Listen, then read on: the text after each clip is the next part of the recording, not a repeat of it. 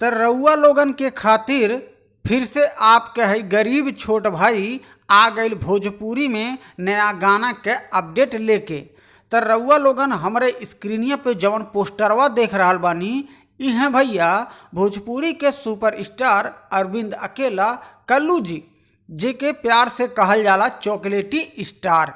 तो भोजपुरी में इन्हीं के एगो और ब्लास्ट सॉन्ग आवे वाला बा, जवन की आप कहे छोट भाई बताई पूरा डिटेल्स और पूरा जानकारी रउआ लोगन के। तो आई गानवा का पोस्टरवा हमारे स्क्रीनिया पे रउआ लोगन देख ली। पहले जौने गानवा के टाइटल है सुना मालकिनी हो, अरविंद अकेला और कल्लू जी और भोजपुरी के ट्रेंडिंग क्वीन जेकर नाम शिल्पी राज है, उन्हीं के आवाज़ में ई गानवा के लॉन्च करल जाई सुना मालकिनी हो।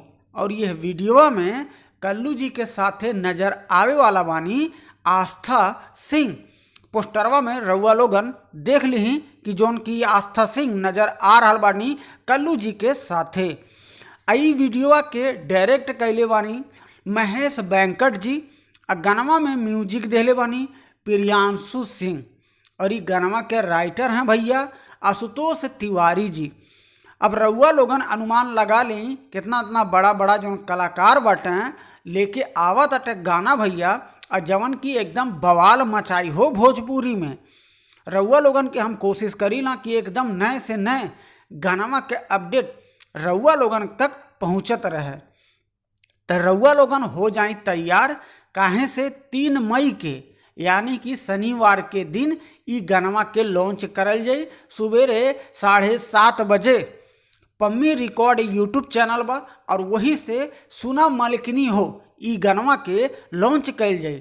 तो रउआ लोगन हमेशा बनल रही हमारे ई चैनलवा पे और अपन प्यार दुलार है अपने गरीब छोट भाई के सपोर्ट एकदम बनाए रखी जा। काहे से आपके छोट भाई हर दिन कोशिश आप सबके खातिर करला कि जल्द से जल्द जवन भी गाना आवे वाला बा उ गानवा के अपडेट रउआ तक ले पहुँच जाए।